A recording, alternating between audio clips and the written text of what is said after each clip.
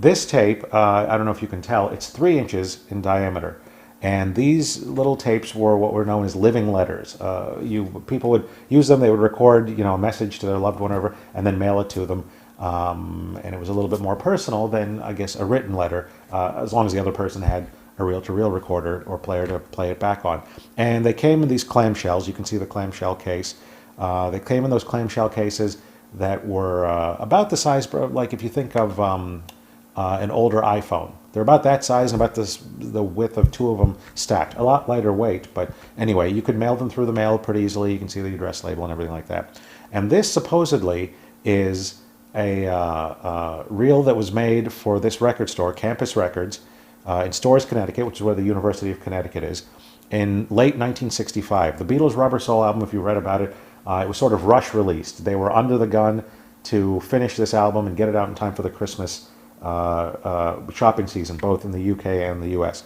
And this supposedly was run off by Capitol Records and quickly dropped in the mail and sent to this Campus Records so that they could play it over their in-house PA system, to interest people in buying it. And record companies, would do things like that from time to time, but not like this. And I'll tell you why. There's a lot of red flags that are jumping out at me here. So, first of all, the fact that they're using the living letter to run it off, okay, I guess that's plausible, but the amount of tape on here would not be enough. It would be enough for maybe 2 songs, and that's the slowest speed. So it seems very unlikely that Capitol somebody there would have taken the time to grab this new album and run off these 2 songs and then mail this out to Connecticut from Hollywood, in Los Angeles, as you can see from the label. Wouldn't it make more sense to just mail out the entire album?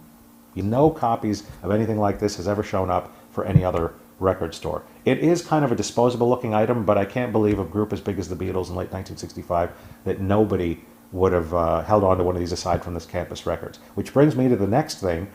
I call the University of Connecticut because I looked up this address, 17 Hall Road, and there is no Hall Road.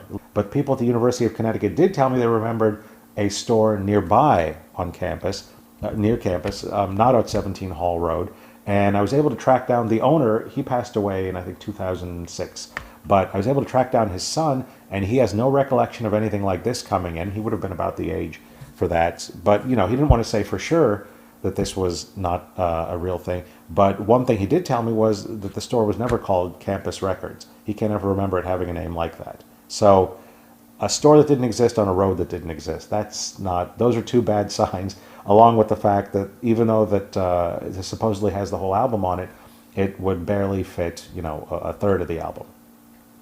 But the next 2 things that are red flags are really troubling. This here is a British copy of Rubber Soul, and you'll notice there's sort of a brown tint to the title, to the graphics, and you'll notice that John has kind of a 5 o'clock shadow. This here is an American edition, an original, and you'll see that they really did number tinting this one, and it's pretty much brown, bronze, whatever you want to call it, like a dark bronze for the lettering. But John still has his 5 o'clock shadow. Now, these were both from 1965. 22 years later, the Beatles' entire catalog was reissued by Capitol Records. They redid everything. They gave them new inserts for the cassettes. And this is what the insert for the cassette tape looked like from the late 1980s, as you can see. And it's definitely the late 80s because it's got the XDR logo there and Dolby, and it's got the different number and all that stuff. You'll see that the writing has turned red. There is a brownish border, and you'll notice the lettering that's above the jacket. And you'll notice John is pretty much clean-shaven now with the way that the tint is happening.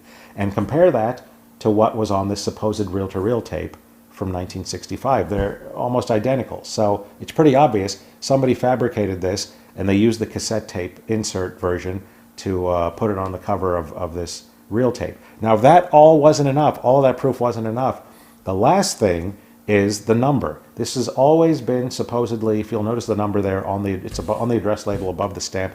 That number, Y22466, supposedly, according to the price guides, was numbered that way by Capitol to be 1 lower than the number of the full-size regular reel tape, which was Y2T2467, and that was a reel that had Rubber Soul on one side and the Beatles' second album on the other, released in early '66.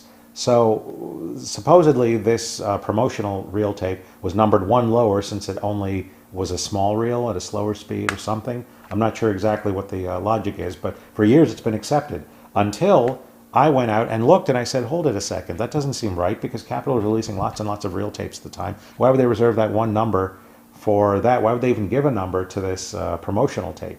So I checked, and this is what Capital Y2T2466 actually is. It's not the Beatles, it's Tradewind Islands, Huanani. It is Hawaiian music, which is couldn't be further from Rubber Soul. This is the tape. This was actually released in, well, early 66, late 65 on Capitol Records as number 2466.